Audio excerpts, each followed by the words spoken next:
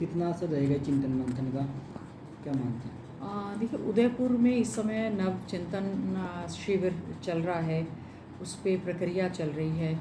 सभी हमारे senior leaders जो हैं, हमारी अध्यक्षा श्रीमती सोनिया गांधी जी, हमारे पूर्व अध्यक्ष नेता हमारे भाई राहुल गांधी जी और तमाम हमारे सीनियर जो जनरल सेक्रेटरी इंचार्ज हैं, सीईसी के मेंबर हैं, सीडब्ल्यूसी के मेंबर हैं, पार्टी के हमारे अध्यक्ष हैं, सीएलपी लीडर हैं, जो भी हमारे कांग्रेस पार्टी के वरिष्ठ नेता हैं, वो लोग सब इस समय चिंतन में वहाँ पर जो है हर मुद्दे को लेकर वहाँ पर कमेटीज़ बनाई गई हैं, उन पर मंथन चल रहा है।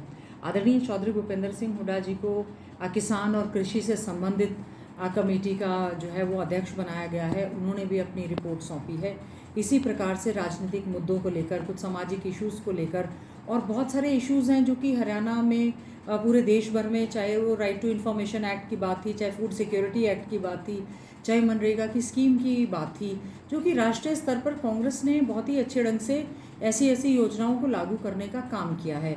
आज फिर से चिंता करने की आवश्यकता है, क्योंकि कहीं ना कहीं कांग्रेस पार्टी कमज़ोर हुई है। जो राज्यों में चुनाव हुए हैं या जो लोकसभा के चुनाव हुए हैं, कांग्रेस पार्टी महसूस करती है कि हम लोग बैकफुट पर गए हैं, तो आत्म मंथन करने की बहुत ज़्यादा आवश्यकता है। तो मैं समझती हूँ 3 दिवसीय जो चिंतन शिविर इस समय चल रहा है, उसका आज आखिरी दिन है।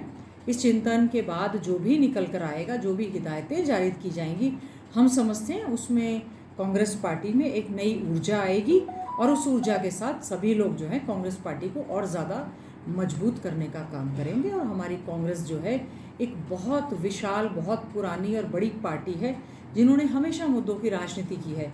आज ऐसे ऐसे दल आ गए हैं जो कि धर्म, जात, बिरादरी के नाम पर इस तरह की राजनीति करते हैं। विकास उनके एजेंडा में नहीं है, रोज़गार उनके एजेंडा में नहीं है, लॉ एंड ऑर्डर उनके एजेंडा में नहीं है।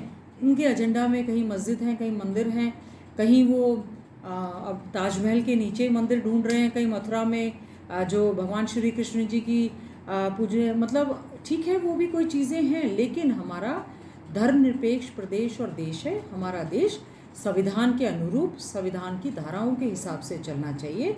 और मैं समझती हूँ इसी चीज़ को लेकर पार्टी जो है आंतरिक मंथन कर रही है। हम समझते हैं इस मंथन के बाद बहुत अच्छे से पार्टी एक नई ऊर्जा के साथ आएगी। और इस समय जो है संगठन के चुनाव की प्रक्रिया भी चल रही है। हम समझते हैं राष्ट्रीय अध्यक्ष से लेकर ब्लॉक अध्यक्ष तक का चुनाव भी इस दौरान जो है प्रक्रिया जिसकी चल रही है वो पूरा होने का काम होगा। बात की जाए, शहर की बात की जाए तो अभी भी स्थिति स्पष्ट नहीं हो रही, जबकि कोर्ट में भी जो पंचायत का मामला चल रहा था उसको भी स्थिति साफ हो रही, तो सरकार के हाथ में है, तो इसको कैसे देखते हैं, क्या कहना चाहेंगे? सरकार की बहुत बड़ी नाकामयाबी है ये, सरकार का टोटल फेल्योर है ये।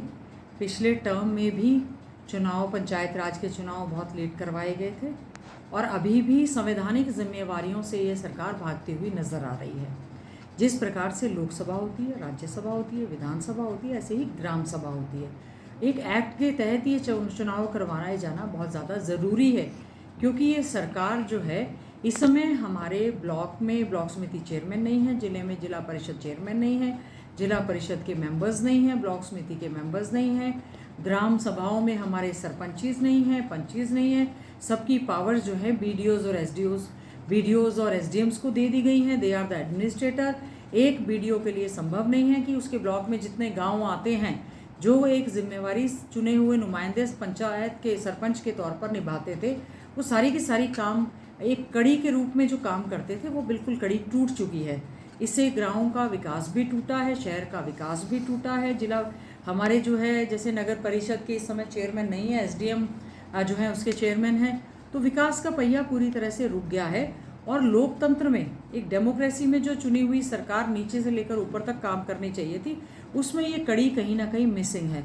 बहुत सारे सरपंच हमें मिले थे, उन्होंने ये कहा है अब तो साल भर से ज़्यादा हो गया है, तो उनकी भी पूर्व सरपंच वाली जो पेंशन है वो लग जानी चाहिए।